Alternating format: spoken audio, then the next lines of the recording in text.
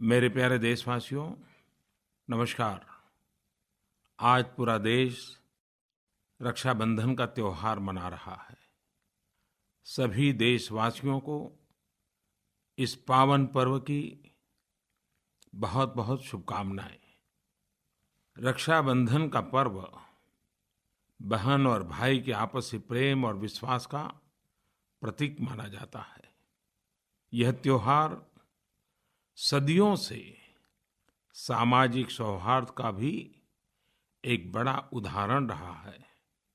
देश के इतिहास में अनेक ऐसी कहानियां हैं जिनमें एक रक्षा सूत्र ने दो अलग-अलग राज्यों या धर्मों से जुड़े लोगों को विश्वास की डोर से जोड़ दिया था। अभी कुछ ही दिन बाद जन्माष्टमी का पर्व भी आने वाला है। पूरा वातावरण हाथी घोड़ा पाल की जय कन्हैया लाल की गोविंदा गोविंदा की जय घोष से गूंजने वाला है। भगवान कृष्ण के रंग में रंगकर झूमने का सहज आनंद अलग ही होता है। देश के कई हिस्सों में और विशेषकर महाराष्ट्र में दही हांडी की तैयारियां भी हमारे युवा कर रहे होंगे। सभी देशवासियों को रक्षाबंधन एवं जन्माष्टमी की हार्दिक शुभकामनाएं। प्रधानमंत्री महोदय, नमस्काराः। अहं चिन्मयी, बेङ्गळूरुनगरे विजयभारतीविद्यालये दशमकक्षायां पठामि। महोदय, अद्य संस्कृतदिनम् अस्ति। संस्कृतभाषा सरला इति सर्वे वदन्ति। संस्कृतभाषया वयं बहवः अत्र सम्भाषणम् अपि कुर्मः। अतः संस्कृतस्य महत्त्वविषये भवतः कः अभिप्रायः इति कृपया वदतु। भगिनी चिन्मयी, भवती संस्कृतेन प्रश्नं पृष्टवती। बहु उत्तमम्, बहु उत्तमम्। अहं भवत्याः अभिनन्दनं करोमि। संस्कृत सप्ताहस्य निमित्तं देशवासिनां सर्वेषां कृते मम हार्दिक शुभकामनाः। मैं बेटी चिन्मयी का बहुत बहुत आभारी हूँ कि उसने यह विषय उठाया। साथियों, रक्षाबंधन के अलावा श्रावण पूर्णिमा के दिन संस्कृत दिवस भी मनाया जाता है। मैं उन सभी लोगों का अभिनंदन करता हूँ जो इस महान धरोहर को सहेजने, संवारने और जन सामान्य तक पहुँचाने में जुटे हुए हैं। हर भाषा का अपना महात्म्य होता है। भारत इस बात का गर्व करता है कि तमिल भाषा विश्व की सबसे पुरानी भाषा है और हम सभी भारतीय इस बात पर भी गर्व करते हैं कि वेद काल से वर्तमान तक संस्कृत भाषा ने भी ज्ञान के प्रचार प्रसार में बहुत बड़ी भूमिका निभाई है। जीवन के हर क्षेत्र से जुड़ा ज्ञान का भंडार संस्कृत भाषा और उसके साहित्य में है, चाहे वह विज्ञान हो या तंत्र ज्ञान हो, कृषि हो या स्वास्थ्य हो, एस्ट्रोनॉमी हो या आर्किटेक्चर हो, गणित हो या मैनेजमेंट हो, अर्थशास्त्र की बात हो या पर्यावरण की हो। कहते हैं कि ग्लोबल वार्मिंग की चुनौतियों से निपटने के मंत्र हमारे वेदों में विस्तार से उल्लेख है। आप सबको जानकर हर्ष होगा कि कर्नाटक राज्य के शिवमोगा जिले के मट्टूर गांव के निवासी आज भी बातचीत के लिए संस्कृत भाषा का ही प्रयोग करते हैं। आपको एक बात जानकर आश्चर्य होगा कि संस्कृत एक ऐसी भाषा है जिसमें अनंत शब्दों की निर्मिति संभव है। 2000 धातु, 200 प्रत्यय यानी सफिक्स, 22 उपसर्ग यानी प्रीफिक्स और समास से अनगिनत शब्दों की रचना संभव है।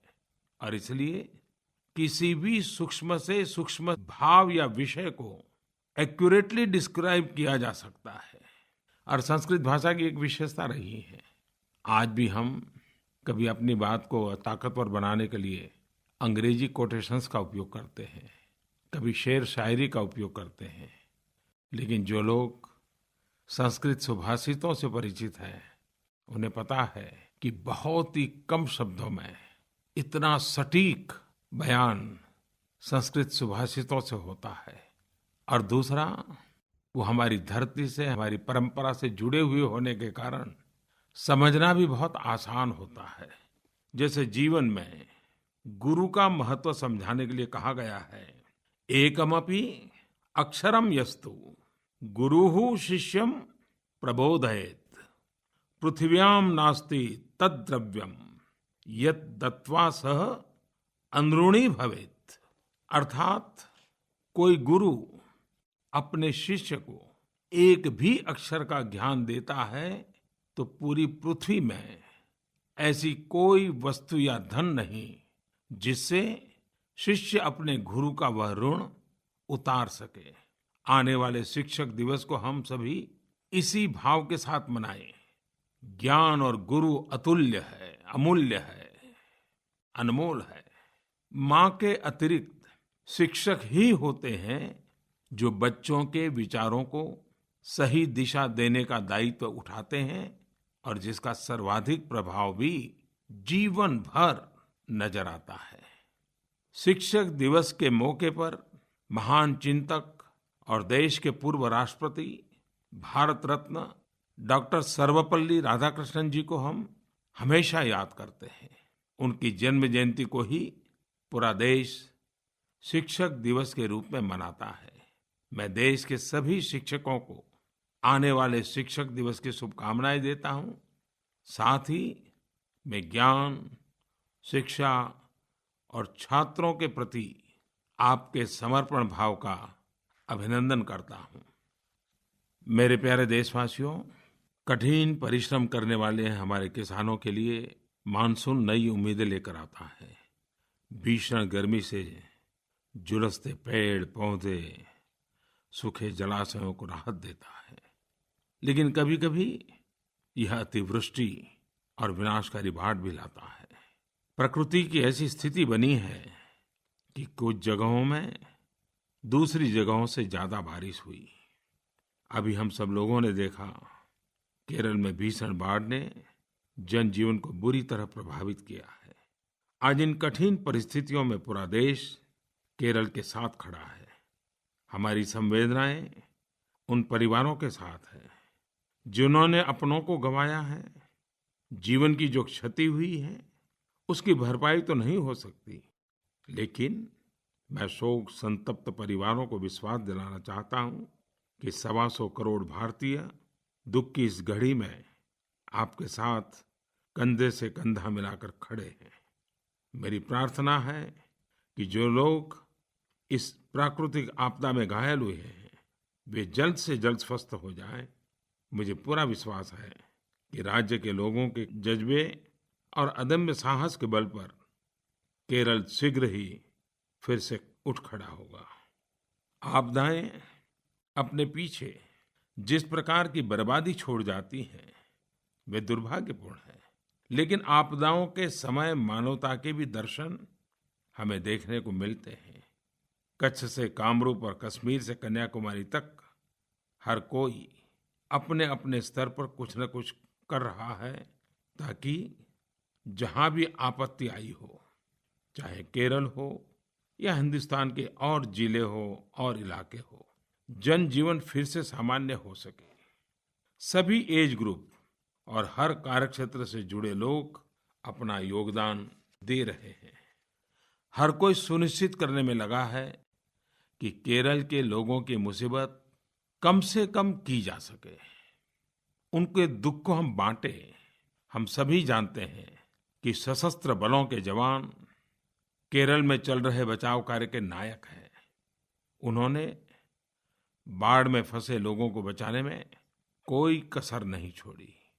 एयरफोर्स हो, नेवी हो, आर्मी हो, बीएसएफ, सीआईएसएफ, आरएएफ, हर किसी ने राहत और बचाव अभियान में बहुत बड़ी भूमिका निभाई है। मैं एनडीआरएफ के जाबाजों के कठिन परिश्रम का भी विशेष उल्लेख करना चाहता हूं। संकट के इस क्षण में उन्होंने बहुत ही उत्तम कार्य किया है। एनडीआरएफ की क्षमता, उनका कमिटमेंट और त्वरित निर्णय करके परिस्थिति को संभालने का प्रयास हर हिंदुस्तानी के लिए एक नया श्रद्धा का केंद्र के रूप बन गया है। कल ही ओणम का पर्व था। हम प्रार्थना करेंगे कि ओणम का पर्व देश को और खासकर केरल को शक्ति दे, ताकि वो इस आपदा से जल्द उभरे और केरल की विकास यात्रा को अधिक गति मिले।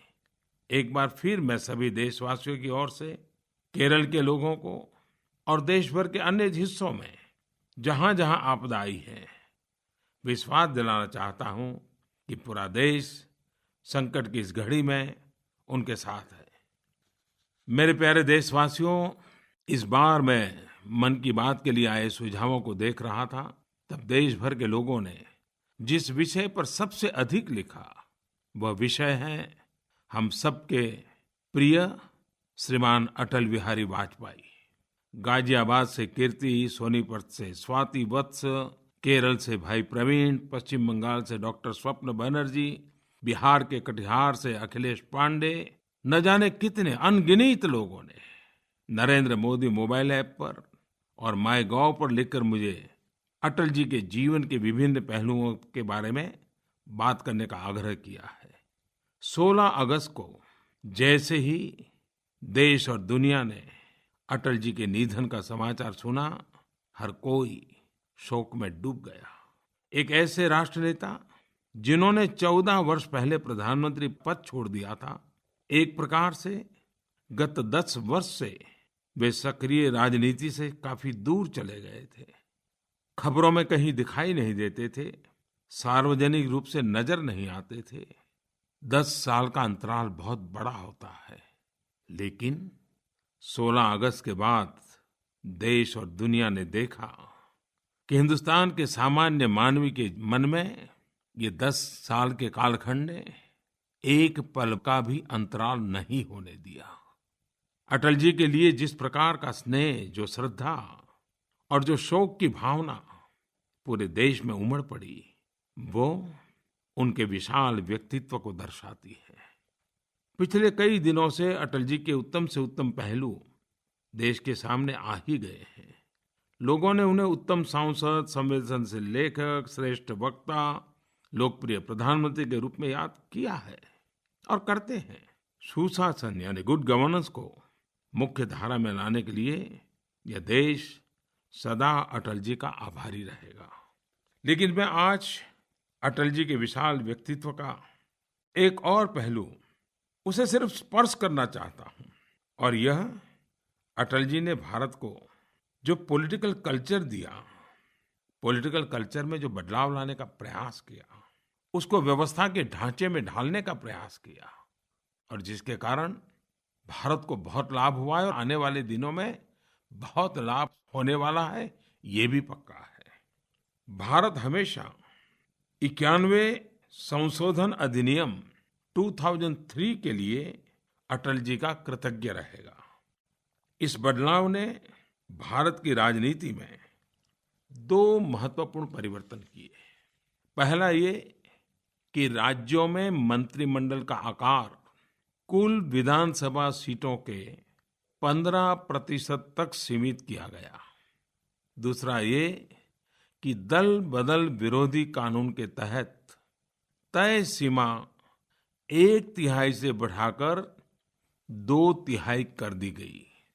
इसके साथ ही दल बदल करने वालों को अयोग्य ठहराने के लिए स्पष्ट दिशा निर्देश भी निर्धारित किए गए। कई वर्षों तक भारत में भारी भरकम मंत्रिमंडल गठित करने की राजनीतिक संस्कृति रही। बड़े बड़े जम्बो मंत्रिमंडल कार्य के बंटवारे के लिए नहीं, बल्कि राजनेताओं को खुश करने के लिए बनाए जाते थे। अटल जी ने इसे बदल दिया। उनके इस कदम से पैसों और संसाधनों की बचत हुई। इसके साथ ही कार्यक्षमता में भी बढ़ोतरी हुई। ये अटल जी जैसे दीर्घदृष्टा ही थे जिन्होंने इस स्थिति को बदला और हमारी राजनीतिक संस्कृति में स्वस्थ परंपराएं पनपी। अटल जी एक सच्चे देशभक्त थे उनके कार्यकाल में ही बजट पेश करने के समय में परिवर्तन हुआ। पहले अंग्रेजों की परंपरा के अनुसार शाम को 5 बजे बजट प्रस्तुत किया जाता था, क्योंकि उस समय लंदन में पार्लियामेंट शुरू होने का समय होता था। वर्ष 2001 में अटल जी ने बजट पेश करने का समय शाम 5 बजे से बदलकर सुबह 11 बजे कर दिया। एक और आजादी। अटल जी के कार्यकाल में ही इंडियन फ्लैग कोड बनाया गया और 2002 में इसे आधिकारिक कर दिया गया। इस कोड में कई ऐसे नियम बनाए गए जिससे सार्वजनिक स्थलों पर तिरंगा फहराना संभव हुआ। इसी के चलते अधिक से अधिक भारतीयों को अपना राष्ट्र ध्वज फहराने का अवसर मिल पाया। इस तरह से उन्होंने हमारे प्राण प्रिय तिरंगे को जन सामान्य के करीब लाया। आपने देखा किस तरह अटल जी ने देश में चाहे चुनाव प्रक्रिया हो और जनप्रतिनिधियों से संबंधित जो विकार आए थे, उनमें साहसिक कदम उठाकर बुनियादी सुधार किए। इसी तरह आजकल आप देख रहे हैं कि देश में एक साथ केंद्र और राज्यों के चुनाव कराने के विषय में चर्चा आगे बढ़ रही है। इस विषय के पक्ष और विपक्ष दोनों में लोग अपनी अपनी बात रख रहे हैं। ये अच्छी बात है और लोकतंत्र के लिए एक शुभ संकेत भी। मैं जरूर कहूंगा, स्वस्थ लोकतंत्र के लिए, उत्तम लोकतंत्र के लिए अच्छी परंपराएं विकसित करना, लोकतंत्र को मजबूत बनाने के लिए लगातार प्रयास करना, चर्चाओं को खुले मन से आगे बढ़ाना, यह भी अटल जी को एक उत्तम श्रद्धांजलि होगी। उनके समृद्ध और विकसित भारत के सपने को पूरा करने का संकल्प दोहराते हुए मैं हम सब की ओर से अटल जी को श्रद्धांजलि अर्पित करता हूं। मेरे प्यारे देशवासियों, संसद की आजकल चर्चा जब होती है तो अक्सर रुकावट, हो हल्ला और गतिरोध के विषय में ही होती है। लेकिन यदि कुछ अच्छा होता है तो उसकी चर्चा इतनी नहीं होती। अभी कुछ दिन पहले ही संसद का मानसून सत्र समाप्त हुआ है। आपको यह जानकर प्रसन्नता होगी कि लोकसभा की प्रोडक्टिविटी 118% और राज्यसभा की 74% रही। दल हित से ऊपर उठकर सभी सांसदों ने मानसून सत्र को अधिक से अधिक उपयोगी बनाने का प्रयास किया और इसी का परिणाम है कि लोकसभा ने 21 विधेयक और राज्यसभा ने 14 विधेयकों को पारित किया। संसद का ये मानसून सत्र सामाजिक न्याय और युवाओं के कल्याण के सत्र के रूप में हमेशा याद किया जाएगा। इस सत्र में युवाओं और पिछड़े समुदायों को लाभ पहुंचाने वाले कई महत्वपूर्ण विधेयकों को पारित किया गया। आप सबको पता है कि दशकों से SC/ST कमीशन की तरह ही OBC कमीशन बनाने की मांग चली आ रही थी। पिछड़े वर्ग के अधिकारों को सुनिश्चित करने के लिए देश ने इस बार OBC आयोग बनाने का संकल्प पूरा किया और उसको एक संवैधानिक अधिकार भी दिया। यह कदम सामाजिक न्याय के उद्देश्य को आगे ले जाने वाला सिद्ध होगा। अनुसूचित जाति एवं अनुसूचित जनजाति के अधिकारों को सुरक्षित करने के लिए संशोधन विधेयक को भी पास करने का काम इस सत्र में हुआ। यह कानून SC और ST समुदाय के हितों को और अधिक सुरक्षित करेगा। साथ ही यह अपराधियों को अत्याचार करने से रोकेगा और दलित समुदायों में विश्वास भरेगा। देश की नारी शक्ति के खिलाफ कोई भी सभ्य समाज किसी भी प्रकार के अन्याय को बर्दाश्त नहीं कर सकता। बलात्कार के दोषियों को देश सहन करने के लिए तैयार नहीं है। इसलिए संसद ने आपराधिक कानून संशोधन विधेयक को पास कर कठोरतम सजा का प्रावधान किया है। दुष्कर्म के दोषियों को कम से कम 10 वर्ष की सजा होगी। वहीं 12 वर्ष से कम उम्र की बच्चियों से रेप करने के लिए फांसी की सजा होगी। कुछ दिन पहले आपने अखबारों में पढ़ा होगा, मध्य प्रदेश के मंदसौर में एक अदालत ने सिर्फ 2 महीने की सुनवाई के बाद नाबालिग से रेप के 2 दोषियों को फांसी की सजा सुनाई है। इसके पहले मध्य प्रदेश के कटनी में एक अदालत ने सिर्फ 5 दिन की सुनवाई के बाद दोषियों को फांसी की सजा दी। राजस्थान ने भी, वहां की अदालतों ने भी ऐसे ही त्वरित निर्णय किए हैं। यह कानून महिलाओं और बालिकाओं के खिलाफ अपराध के मामलों को रोकने में प्रभावी भूमिका निभाएगा। सामाजिक बदलाव के बिना आर्थिक प्रगति अधूरी है। लोकसभा में ट्रिपल तलाक बिल को पारित कर दिया गया, हालांकि राज्यसभा के इस सत्र में संभव नहीं हो पाया है। मैं मुस्लिम महिलाओं को विश्वास दिलाता हूं, पूरा देश उन्हें न्याय दिलाने के लिए पूरी ताकत के साथ खड़ा है। जब हम देश हित में आगे बढ़ते हैं तो गरीबों, पिछड़ों, शोषितों और वंचितों के जीवन में बदलाव लाया जा सकता है। मानसून सत्र में इस बार सबने मिलकर एक आदर्श प्रस्तुत कर दिखाया है। मैं देश के सभी सांसदों को सार्वजनिक रूप से आज हृदयपूर्वक आभार व्यक्त करता हूं। मेरे प्यारे देशवासियों, इन दिनों करोड़ों देशवासियों का ध्यान जकार्ता में हो रहे एशियन गेम्स पर लगा हुआ है।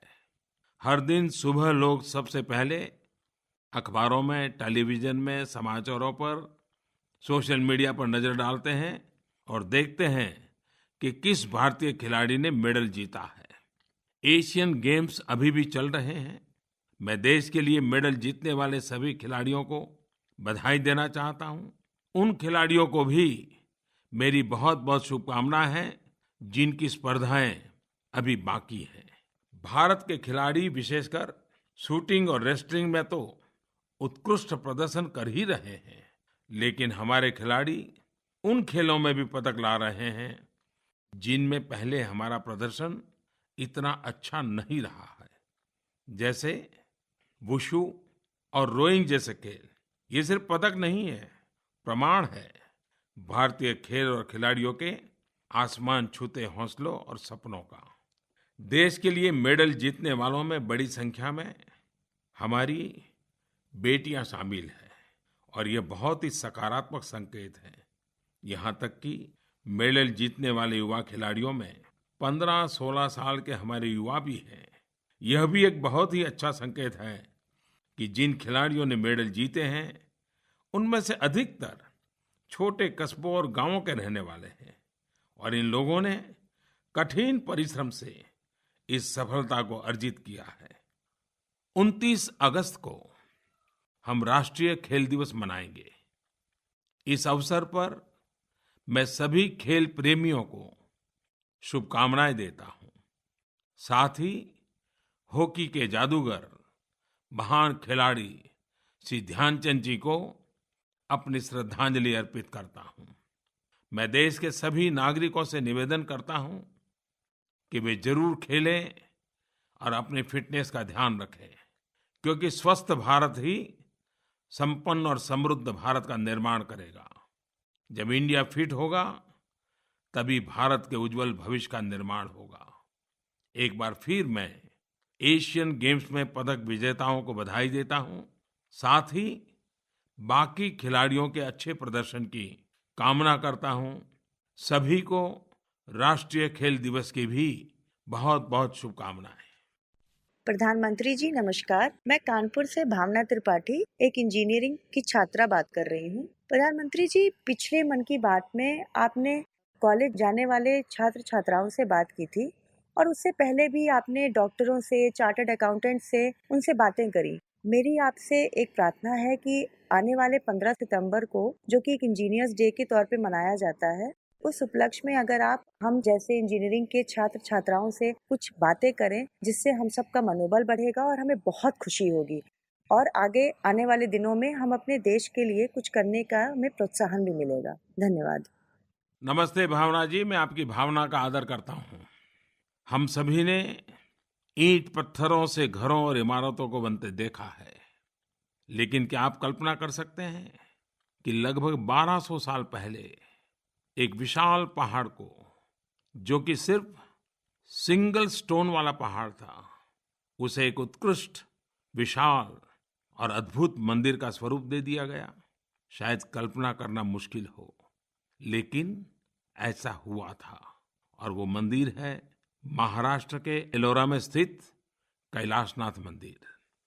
अगर कोई आपको बताए कि लगभग 1000 वर्ष पूर्व ग्रेनाइट का 60 मीटर से भी लंबा एक स्तंभ बनाया गया और उसके शिखर पर ग्रेनाइट का करीब 80 टन वजनिक एक शिलाखंड रखा गया, तो क्या आप विश्वास करेंगे?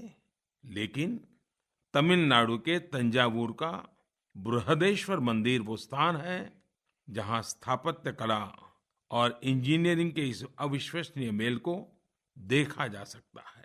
गुजरात के पाटन में 11वीं शताब्दी की रानी की वाव देखकर हर कोई आश्चर्यचकित रह जाता है। भारत की भूमि इंजीनियरिंग की प्रयोगशाला रही है। भारत में कई ऐसे इंजीनियर हुए जिन्होंने अकल्पनीय को कल्पनीय बनाया और इंजीनियरिंग की दुनिया में चमत्कार कहे जाने वाले उदाहरण प्रस्तुत किए। महान इंजीनियर्स की हमारी विरासत में एक ऐसा रत्न भी हमें मिला जिसके कार्य आज भी लोगों को अचंभित कर रहे हैं, और वे थे भारत रत्न डॉक्टर एम विश्वेश्वरैया। कावेरी नदी पर उनके बनाए कृष्णराज सागर बांध से आज भी लाखों की संख्या में किसान और जन सामान्य लाभान्वित हो रहे हैं। देश के उस हिस्से में तो वो पूजनीय है ही, बाकी पूरा देश भी उन्हें बहुत ही सम्मान और आत्मीयता के साथ याद करता है। उन्हीं की याद में 15 सितंबर को इंजीनियर्स डे के रूप में मनाया जाता है। उनके पद चिन्हों पर चलते हुए हमारे देश के इंजीनियर पूरे विश्व में अपनी अलग पहचान बना चुके हैं। इंजीनियरिंग की दुनिया के चमत्कारों की बात जब मैं करता हूं, तब मुझे आज 2001 में गुजरात में कच्छ में जो भयंकर भूकंप आया था, तब की एक घटना याद आती है। उस समय मैं एक वॉलंटियर के रूप में वहाँ काम करता था, तो मुझे एक गांव में जाने का मौका मिला और वहाँ मुझे 100 साल से भी अधिक आयु की एक माँ से मिलने का मौका मिला। और वो मेरी तरफ देख करके हमारा उपहास कर रही थी और वो कह रही थी कि देखो ये मेरा मकान, कच्छ में उसको भूंगा कहते हैं। बोले इस मेरे मकान ने 3 भूकंप देखे हैं, मैंने स्वयं ने 3 भूकंप देखे हैं, इसी घर में देखे हैं, लेकिन कहीं पर आपको कोई भी नुकसान नजर नहीं आया। यह घर हमारे पूर्वजों ने यहाँ की प्रकृति के अनुसार, यहाँ के वातावरण के अनुसार बनाए थे। और ये बात वो इतने गर्व से कह रही थी, तो मुझे यही विचार आया कि सदियों पहले भी हमारे उस कालखंड के इंजीनियरों ने स्थानीय परिस्थितियों के अनुसार कैसी रचनाएं की थी कि जिसके कारण जन सामान्य सुरक्षित रहता था। अब जब हम इंजीनियर डे मनाते हैं तो हमें भविष्य के लिए भी सोचना चाहिए। स्थान स्थान पर वर्कशॉप्स करने चाहिए। बदले हुए युग में हमने किन किन नई चीज़ों को सीखना होगा, सिखाना होगा, जोड़ना होगा। आजकल डिजास्टर मैनेजमेंट एक बहुत बड़ा काम हो गया है। प्राकृतिक आपदाओं से विश्व जूझ रहा है। ऐसे में स्ट्रक्चरल इंजीनियरिंग के नया रूप क्या हो, उसके कोर्सेज क्या हो, स्टूडेंट्स को क्या सिखाया जाए, कंस्ट्रक्शन निर्माण इको फ्रेंडली कैसे हो, लोकल मटेरियल्स का वैल्यू एडिशन करके कंस्ट्रक्शन को कैसे आगे बढ़ाया जाए, जीरो वेस्ट ये हमारी प्राथमिकता कैसे बने। ऐसी अनेक बातें जब इंजीनियर डे मनाते हैं तो जरूर हमने सोचनी चाहिए। मेरे प्यारे देशवासियों, उत्सवों का माहौल है और इसके साथ ही दिवाली की तैयारियां भी शुरू हो जाती हैं। मन की बात में मिलते रहेंगे, मन की बातें करते रहेंगे और अपने मन से देश को आगे बढ़ाने में भी हम जुटते रहेंगे। इसी एक भावना के साथ आप सबको बहुत बहुत शुभकामनाएं। धन्यवाद। फिर मिलेंगे।